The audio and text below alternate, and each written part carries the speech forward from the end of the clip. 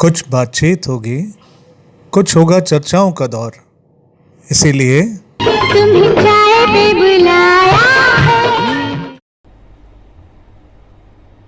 करें ठीक है, शुरू कर रहा है ना। नमस्कार साथियों, स्वागत है आप सबका हमारे माध्यम स्टूडियो में। आज हमारे साथ मौजूद हैं कांग्रेस के वरिष्ठ नेता हैं जो पूर्व सरपंच हैं और अलवर ग्रामीण क्षेत्र से टिकट की दावेदारी कर रहे हैं और एक बड़ी ताल ठोक रहे हैं। जय सिंह जी, आपका स्वागत है। सबसे पहले नमस्कार रूपक जी, जी। आप लोगों ने चाय की चर्चा पे मुझे बुलाया, बहुत जी। बहुत धन्यवाद आपका। जी जी जी जी। जय सिंह जी, अभी आपने चुनाव के लिए अपनी टिकट के लिए अपनी ताल ठोकी है अलवर ग्रामीण क्षेत्र से। आपका राजनीतिक बैकग्राउंड क्या है? किस तरीके से राजनीतिक बैकग्राउंड है? किस तरीके से जनता की सेवा के लिए आप तत्पर रहेंगे? जी रूपक जी, मैं अपने छात्र जीवन में जी और पढ़ते पढ़ते एक युवा चेहरा जब हमारे सामने आया, और 90 के चुनाव में तो हम तो बच्चे थे, छोटे छोटे से पोस्टर बैनर लगाया करते थे कांग्रेस पार्टी के। जी तो लगन थी धीरे धीरे। तो पढ़ते पढ़ते 93 में जो दोबारा चुनाव हुए और कांग्रेस पार्टी के जब पोलिंग एजेंट बनाए जा रहे थे, तो मुझे भी कहा कि आप लोग इस एजेंट बनने का काम करोगे, एजेंट रहोगे, वोट डलवाओगे और आप देखते रहोगे। मैंने कहा मैं एजेंट? मुझे बड़ी खुशी हुई इस चीज के लिए। तो मैं रूपक जी वहां जब पोलिंग के दिन बैठा, वोटर लिस्ट मुझे दी और मुझे अच्छा काम लगा। लोगों को अच्छी तरीके से वोट डलवाना, बूथ पे ले जाना, उनको चिन्ह बताना, पर्चियां सही समय से वोटिंग डलवाना, वो मुझे अच्छा लगा और मुझे लगन हुई उसमें। लगन से 93 से लगते लगते तो मौका मिला मुझे, और 94 में मुझे यूथ कांग्रेस का अध्यक्ष बनाने का मौका पार्टी ने दिया और मैं विधानसभा में अध्यक्ष बना। अरे वाह। 94 के बाद धीरे धीरे धीरे धीरे सब में लगा रहा पार्टी की तरफ। पार्टी ने जो जिम्मेदारियां दी बखूबी तरीके से निभाता था। संगठन का मुझे अनुभव हुआ, तो जिला कांग्रेस कमेटी में मुझे सेक्रेटरी के रूप में जिम्मेदारी दी। तो मैंने कांग्रेस पार्टी में सेक्रेटरी के रूप में अच्छी तरीके से भली भांति जिम्मेदारियां निभाई। फिर लगा पार्टी में को भी काम कर रहा है, और मैं शेड्यूल ट्रायल का आदमी था, एससी का आदमी था। जी जी मुझे बहुत अच्छा मान सम्मान दिया सारे लोगों ने, और बहुत कम लोग दिखा करते थे। मैं एक बचपन में लोग मुझे अच्छा प्यार करते थे, बोलने की भाषा से नमस्कार प्रणाम बिल्कुल करके। बिल्कुल। तो मुझे जनरल सेक्रेटरी बनाया अच्छा, जिले में। Very good. जिले में जनरल सेक्रेटरी बनाया, तो धीरे धीरे धीरे 5 साल मैंने उसका भी काम किया। लगा कि जब ब्लॉकों का गठन हुआ, पहले एक विधानसभा में एक ब्लॉक रहा करता था, फिर जैसे ही बड़ा दायरा तो 2 ब्लॉक बनाए गए एक विधानसभा में। तो मुझे रामगढ़ में, गोविंदगढ़ और बड़ौदा में ब्लॉक का अध्यक्ष बनाया, और उस अध्यक्ष के रूप में रूपक जी खूब काम किया लोगों के बीच में। फिर अच्छी अच्छी जान पहचान बढ़ी, लोगों को लगा कि यार नया छोरा है, शेड्यूल ट्रायल का है, एससी का है। तो मैं तो वो 6 साल काम किया। जी पार्टी को लगा अच्छे वर्कर होने के नाते मुझमें क्या काबिलियत थी, मुझे राजस्थान प्रदेश कांग्रेस कमेटी का सदस्य बनाया। वाह। पीसीसी चेयरपर्सन सचिन पायलट साहब थे, मैंने उनके साथ काम किया। आदरणीय फिर डोटासरा जी आ गए थे, उनके साथ काम करने का मौका मिला। 6 साल का कार्यकाल होता है, 6 साल बाद फिर पीसीसी में बदलाव किया। तो जब चुनाव नजदीक आए और चुनाव का बिगुल बजना शुरू हुआ, तो कांग्रेस पार्टी ने फिर भारी नियुक्त की है। तो रूपक जी, तो मुझे पता नहीं जिम्मेदारी पार्टी ने दी और मुझे आदेश मिलेगा आप रामगढ़ विधानसभा क्षेत्र के ब्लॉक के प्रभारी रहेंगे। सम्मान है पार्टी का, स्वीकार मतलब करते आ रहे हैं। पार्टी के अनुशासित सिपाही हैं आप। बिल्कुल बिल्कुल। उसी के साथ साथ रूपक जी, जब जिला कांग्रेस कमेटी के जिला अध्यक्ष बने और उसका गठन किया गया, तो पार्टी को लगा कहीं काम करते हैं तो आप जानते हो अच्छे गांव में कहते हैं कि भाई अच्छा कामगार को, मिस्त्री को हर आदमी ढूंढ लेता है। तो हो सकता है उच्च उपेक्षा के साथ मुझे अलवर जिला कांग्रेस कमेटी का जिले का उपाध्यक्ष बनाया, और मैं आज काम कर रहा हूँ 2023। बहुत बढ़िया, बहुत बढ़िया। और आप रूपक जी ये देखिए, एक लगन होती है हर आदमी की। आईएएस बनता है, वो आईएएस की तरफ लगन होती है। ठीक बात है, ठीक बात है। ग्रेजुएट में, एजुकेशन में जाओगे, पॉलिटिकल में जाओगे, बिजनेस में जाओगे, हर आदमी की अलग अलग लगन हो जाती है। ठीक बात है। मेरी लगन हो गई रूपक जी। पंचायत राज का पुनर्गठन में पहले क्या है कि प्रधान और जिला प्रमुख के वोट डालते थे, पंच और वार्ड पंच और सरपंच डाला करते थे। पंचायत राज की प्रणाली में बदलाव किया कि एक एमपीएस बनाया जाएगा, मेंबर ऑफ पंचायत समिति, और जिला परिषद के लिए जेडपीएस बनाया जाएगा, जिला पार्षद सदस्य। पहले प्रधान बनाते थे जिला प्रमुख। 95 में जब चुनाव हुआ तो कांग्रेस पार्टी ने कुछ समझा, तो मेरी माता जी, महिला सीट थी, तो मेरी माता जी को कांग्रेस का सिंबल दिया। अच्छा। पार्टी में चुनाव लड़े 95 में। उससे पहले हमारा राजनीतिक पृष्ठ यह है कि मेरे दादाजी कोऑपरेटिव सोसाइटी, पहले बैंक होकर, ये बहुत बड़ी बैंक हुआ करती बिल्कुल, थी ठीक ग्रामीण बात, क्षेत्र में। ठीक बात है, पहले उसमें ग्रामीण- किसानों को लाभ मिलता था, हाँ, किसानों को खाद की व्यवस्था होती थी, बीज की व्यवस्था थी। बिल्कुल, बिल्कुल। तो उसमें मेरे दादाजी कंटिन्यू 17 साल कोऑपरेटिव सोसाइटी के चेयरमैन रहे। बिल्कुल। वो तो अच्छी संस्था मतलब थी, बड़े स्तर पे। फैमिली बैकग्राउंड आपका राजनीतिक दृष्टिकोण से ही है। 89 में फिर पंचायत राज के चुनाव हुए, जनरल सीट पे मेरे दादाजी सरपंच बने। अच्छा। चलता रहा धीरे, हम दादाजी को देखते थे, कारवा बढ़ता रहा। मेरी शादी हुई, शादी के बाद मेरी मैसेज आई और महिला सीट आई। लोगों ने कहा यार आप चुनाव लड़िए, मैंने कहा नहीं, पढ़ेंगे इसको, तो बनता। ठीक है। लेकिन राजनीति में तो लगाव तो था ही। सही शुरू से।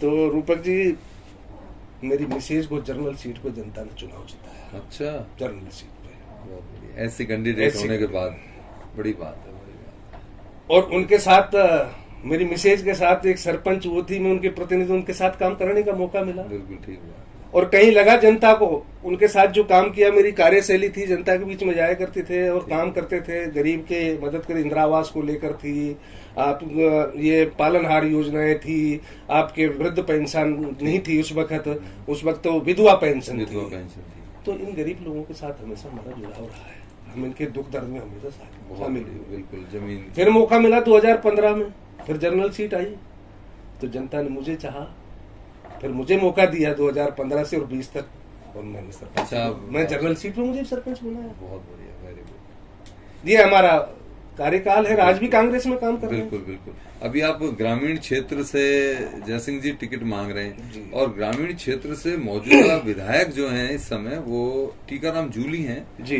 जो राजस्थान सरकार के कैबिनेट मंत्री हैं और एक बड़ा ओहदा और एक बड़ा पद रखते हैं। जी।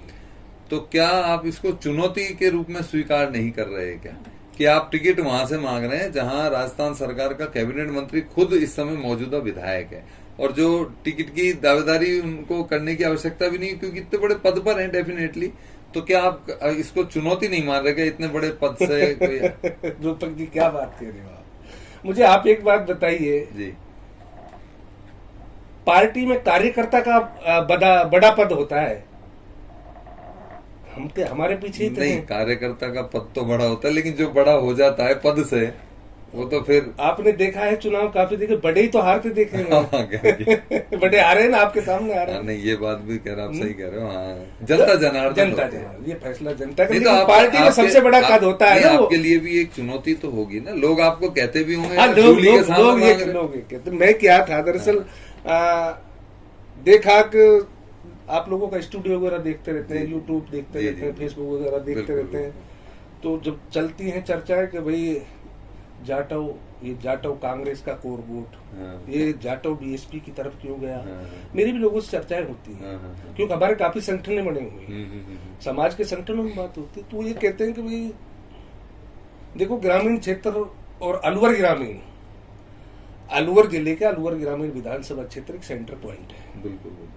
और उसके सटी हुई सब विधानसभाएं लगी हुई है, चाहे वो बानसूर हो, चाहे आपकी थानागाजी हो, चाहे आपकी राजगढ़ लक्ष्मणगढ़ हो, चाहे वो रामगढ़ हो, चाहे वो तिजारा हो, चाहे आपकी किशनगढ़ हो, चाहे वो आपकी मुंडावर हो, और बानसूर और अलवर शहर हो। बिल्कुल बिल्कुल। यहाँ जो मेजर वोट है शेड्यूल ट्रायल में, शेड्यूल अनुसूचित ट्रायल जाति में, में, वो जाटों के वो जाटव में है।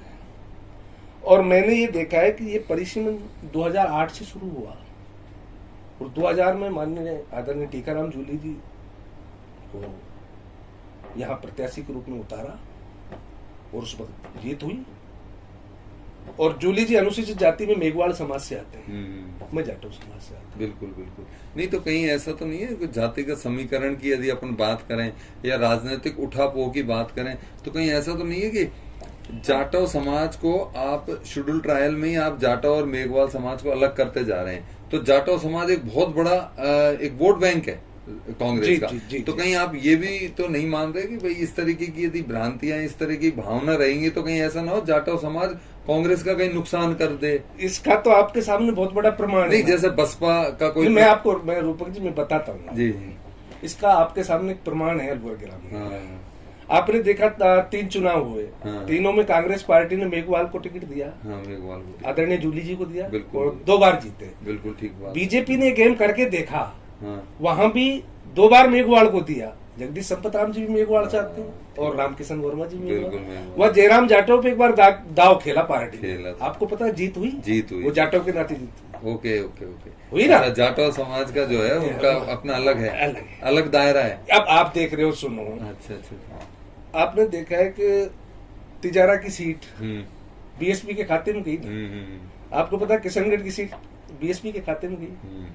आपको ये भी पता है रामगढ़ में भी बीएसपी का कैंडिडेट लड़ा, ग्रामीण में भी लड़ा, राजगढ़ में भी लड़ा, अलवर शहर में। आप इनका वोटों परसेंटेज उठा के देखिए। हाँ। उसका रीजन है कि जाटव अपने आप में महसूस करता है कि कांग्रेस पार्टी हमको एक्सेप्ट नहीं कर रही। ओ, जबकि कांग्रेसी हैं।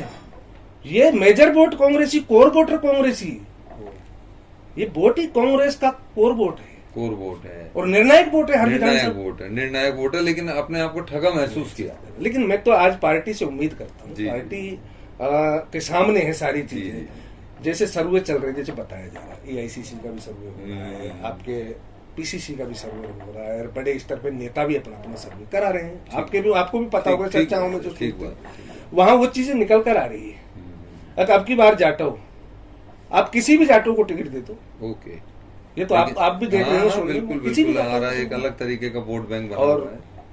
आदरणीय जूली जी अच्छे आदमी, स्वाभाविक आदमी, सरल आदमी, बिल्कुल। पार्टी के कद्दावर, कैबिनेट मंत्री, ठीक। एक समाज को, हाँ, मेघवाल समाज को 3 बार टिकट दिया, 2 बार जीते, और मेघवाल समाज को प्रतिनिधित्व राजस्थान की सरकार ने कैबिनेट मंत्री के रूप में दिया। दिया। मैं तो हमारे पार्टी आला कमान को, कांग्रेस पार्टी को बहुत बहुत धन्यवाद देता हूँ इस बात के लिए, जिन्होंने हमारे ऐसी समाज में मेघवाल समाज को मिला।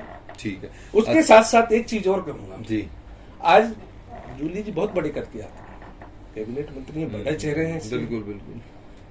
इस स्थिति को देखते हुए राजस्थान में सरकार रिपीट कराने की बात आती है, तो जूली जी को भी जाटव समाज के साथ रहकर जाटव को एक बार आगे लाना चाहिए और उनको कहीं एमपी के चुनाव की तैयारी की जाए, ताकि बड़े स्तर पर वो नेता बने और पार्टी संगठन में भी जाना है। मेरा तो ये मानना है। अच्छा, यदि सरकार ने पार्टी ने आप मेहनत कर रहे हो, खूब अपने कयास लगा रहे हो, आपने बायोडाटा भी अपना दे दिया, पार्टी के जो आला अधिकारी हैं उनसे भी आप लगातार मुलाकात कर रहे हो जी, पार्टी किन्हीं कारणों से आपको टिकट नहीं देती, तो क्या आप बसपा की तरफ मूव करेंगे या निर्दलीय लड़ेंगे? क्या इस तरीके का कोई मन है क्या? रूपक जी क्या है कि अधिकतर यही होता है, देखो होता है, मैं भी देखता हूँ, लोगों की भावना ये रहती है भैया तो सबसे पहले तो मेरी माँ है, जननी माँ, जिसने मुझे जन्म दिया जी और जिसने मुझे पाल पनास के आप लोगों के बीच में आज मैं बैठा हूँ, जी मैं मेरी माँ को बहुत बड़ा धन्यवाद देता हूँ। अब मेरी माँ का, मेरे परिवार का बहुत बड़ा स्नेह और प्यार मिला है। आज मुझे जो कोई जानते हैं तो कांग्रेस की बदौलत जानते हैं। मेरी दूसरी माँ कांग्रेस है, मैं मेरी दूसरी माँ कांग्रेस मानता हूँ। पार्टी में टिकट मांगना कार्यकर्ता की हैसियत से मांगना चाहिए, मुझे ही नहीं हर कार्यकर्ता को मांगना ठीक चाहिए, ठीक बात। और टिकट मिलना नहीं मिलना ये पार्टी आला कमान का। अपन उस सोच के आदमी नहीं है, अपन कांग्रेस विचारधारा के आदमी है। पार्टी टिकट देगी तो चुनाव लड़ेंगे, नहीं पार्टी की मदद करेंगे, अरे वाह, बहुत बढ़िया। पार्टी की मदद करेंगे, पार्टी के साथ बगावत नहीं करेंगे। पार्टी को जो हमारा कर्म है कर्म करेंगे, ठीक। पार्टी के साथ बगावत नहीं। बहुत बढ़िया बात। ये हमारे जिंदगी है। जयसिंह जी, सबसे आखिरी सवाल मैं पूछ रहा हूँ, अभी आप देख रहे हो कि भारतीय जनता पार्टी ने एक बिगुल बजाया हुआ है कि नहीं सहेगा राजस्थान, इस पर आप क्या कहना चाहते हैं? क्या सच में वो राजस्थान की जो वो विचारधारा रख रहे हैं कि जो मौजूदा सरकार ने जो आम जनता को दिया है, वास्तव में क्या अगली बार जनता इसको नहीं सहेगी? ये है, या इसको क्या कहेंगे, नहीं सहेगा राजस्थान क्या है? रूपक जी, राजस्थान सरकार के यशस्वी मुख्यमंत्री आदरणीय अशोक गहलोत साहब ने उस तरीके का मैनेजमेंट और एक आम गरीब आदमी को वो राहत देने का काम किया कि हिंदुस्तान में किसी भी मुख्यमंत्री ने ऐसा काम नहीं किया, और वो भी उस रूप में उन्होंने गारंटी दी है। वो ये स्टाम्प हो जाता है कि मैं गारंटी देता हूं अगर हर किसान को 2000 यूनिट बिजली फ्री मिलेगी। दिया है ना, बिल्कुल दिया है। ऐसा किसी भी प्रदेश में नहीं है ना, ठीक है क्या? ये बता दीजिए। हाँ, नहीं अभी फिलहाल तो नहीं। आप मुझे एक बात बताइए, भारतीय जनता पार्टी वालों से पूछना चाहूंगा मैं, और आप भी पूछना मौका मिले तो। जी जी जी। ये कहते कि नहीं सहेगा राजस्थान, क्या नहीं सहेगा राजस्थान? देखिए आप बताइए कि 2000 यूनिट बिजली किसानों को फ्री दी जा रही है, क्या राजस्थान नहीं सहेगा? आप बताओ। सही बात। हर उपभोक्ता को 200 यूनिट बिजली फ्री दी जा रही है, क्या नहीं सहेगा राजस्थान? आप बताइए। ओपीएस योजना, ओल्ड पेंशन, क्या नहीं सहेगा राजस्थान? आप मुझे बताइए। उन महिलाओं को उज्ज्वलों में जिनको 1150 को सिलेंडर दिया जा रहा है, उनको 500 में दिया जाए, क्या नहीं सहेगा राजस्थान? आप बताइए मुझे। बिल्कुल ठीक बात। क्या नहीं सहेगा राजस्थान? अरे राजस्थान तो आप देख रहे हो, राजस्थान हिंदू और मुसलमान नहीं सहेगा, भाई भाई को लड़ाना नहीं सहेगा, नफरत की आग को नहीं सहेगा, ये नहीं सहेगा राजस्थान। आप देख रहे हो आज पूरे राजस्थान में ईआरसीपी को लेकर, बिल्कुल बिल्कुल आज राजस्थान में ईआरसीपी को लेकर वो जब है स्थिति, केंद्र में राजस्थान का वो प्रतिनिधित्व कर रहे हैं, वो मंत्री है जलदाय विभाग का, इरिगेशन का। आज ये दिन देखने पड़ रहे हैं, 25 के 25 लोकसभा सदस्य और भारतीय जनता पार्टी को ईआरसीपी पर नहीं सहेगा राजस्थान। मैं आज कह रहा हूं आपसे। मणिपुर की हिंसाओं को देखा है आपने? आज आम जनता देख रही है, आम पब्लिक देख रही है, सोशल मीडिया के माध्यम से देख रही है, यूट्यूब के माध्यम से देख रही है। आज हर घर में बच्चा पढ़ा लिखा है, इनको नहीं सहेगा राजस्थान।